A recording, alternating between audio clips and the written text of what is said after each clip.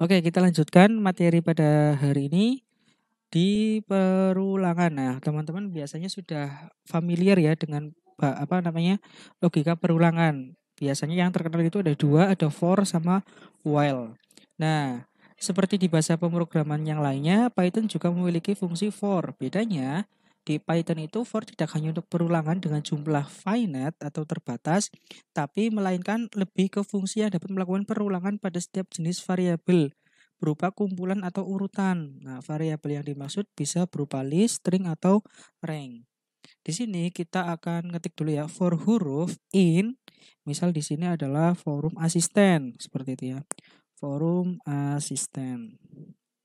Nah, berarti sama saja seperti ini. Sama aja huruf sama dengan forum asisten. Nah, seperti itu. Ini cara bacanya sama aja. Berarti variabel huruf adalah asisten, form asisten seperti itu sama aja dengan yang di atas. Karena ini perulangan, maka akan diulang menggunakan for. Nah, di sini akan di print. Nah, di print ya. Print misal kita huruf ketik 2 kurung kurawal buka kurung kurawal tutup titik format format. Terus formatnya apa di sini berarti? Formatnya sih variabelnya, variabel huruf. Ketika di-apply, nah nanti dia akan diulang sampai ininya selesai. Nah itu yang namanya perulangan. Nah seperti itu teman-teman. Oke, ini adalah ketika kita menggunakan fungsi di mana fungsi itu for for itu menggunakan yang namanya string ya. Nah, bagaimana kondisinya ketika kita menggunakan yang namanya indeks atau eh dik, apa indeks ya? Benar, menggunakan yang namanya ada array-nya gitu pakai kurung siku ya. Oke, kita coba. Kita akan membuat indeksnya dulu. Misal kita bikin variabel bunga. Bunga itu ada mawar. Setelah itu ada melati. Oh ya, list, bikin list ya. Terus anggrek. Nah, seperti ini. Berarti di sini kita akan deklarasikan dulu for index ya. In, nah rank.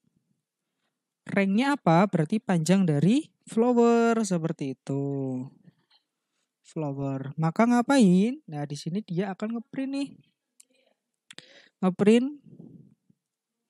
print flower terus kurung kurawal. Nah, di sini adalah formatnya. Terus flowernya. Terus ini indeksnya. Jadi ini yang namanya ini ya bisa dipanggil juga. Jadi for itu bisa dipanggil di sini juga. Ketika di apply, nah nanti kan kelihatan nih ada mawar, ada melati dan ada anggrek. Oke, itu ketika kita menggunakan perulangan for ya. Nah, bagaimana ketika kita menggunakan perulangan while? Nah, ini sama saja seperti menggunakan for. Cuman di sini while ini melihat kondisi dulu. Jika kondisinya itu true, maka dia akan dilanjutkan. Contoh nih, kita bikin ini dulu ya. Kita bikin variabel jumlah dulu nih. Jumlahnya adalah 0. Nah ini ketika jumlah itu 0 kurang dari 7, ya kon itu kurang dari 7. Nah, maka dia akan print hitungannya. Nah, hitungan ke misal seperti dia hitungan ke petik-petik kayak gini, formatnya apa? Formatnya di konnya seperti itu. Nah, kon di sini dia akan ditambah 1. Nah, seperti itu. Nah, tuh, hitungan dari 0. Oke, berarti dari 0 ya. 0 nanti akan dieksekusi. Ditambah 1 lagi. 1. 0 ini udah bener nih. Akan ditambah lagi 1, 2. Dan seterusnya sampai ke kurang dari sama dengan kurang dari 7. Seperti itu. Oke, eksekusi statement misal memiliki apa? Eksekusi statement while mungkin bersifat infinite atau infinite loop ya saat sebuah kondisi tidak bernilai false ya, tidak pernah bernilai false. Contohnya seperti ini nih. Nah, contohnya seperti ini.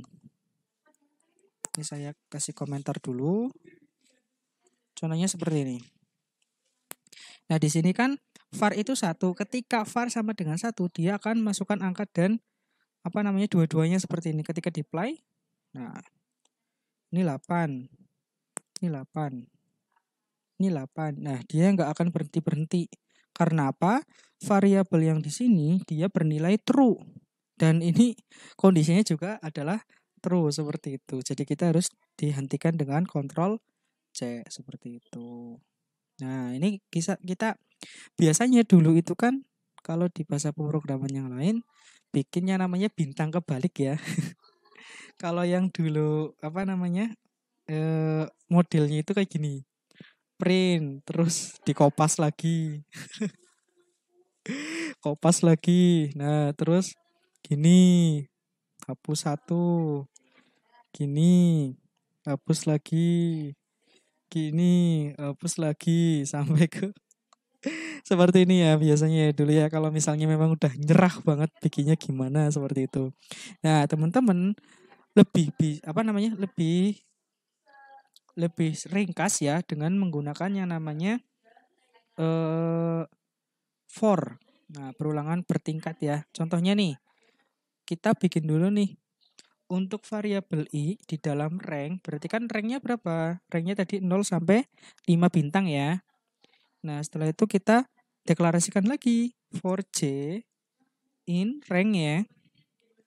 In rank. Nah, rank itu berarti dari 0, 6 dikurangi 1 seperti itu. Karena sama-sama 5 sih. Jadi 6 kurangi sorry, bukan 1 tapi i, variabel i-nya. Berarti kan dari i-nya itu 0 sampai 4 ya. Berarti ini dikurangi 1 sampai 5. Nah, ini dikurangi 1, 2, 3 sampai 5 seperti itu. Oke, di sini for-nya ngapain? Dia akan ngeprint bintang. Nah, seperti ini diakhiri dengan petik. Oke. Setelah itu kita akan print. Nah, seperti ini. Ketika di-apply nanti dia sama, nanti hasilnya adalah seperti ini gitu. Oh, ini 6. Lupa 6. Nah, seperti ini ya. Nanti akan keluar hasil seperti ini.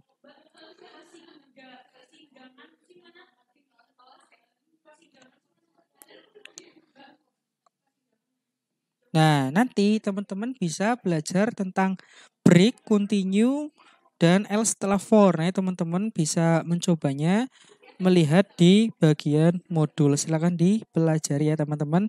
Oke, mungkin cukup sekian dari saya. Terima kasih. Kita lanjut ke materi selanjutnya.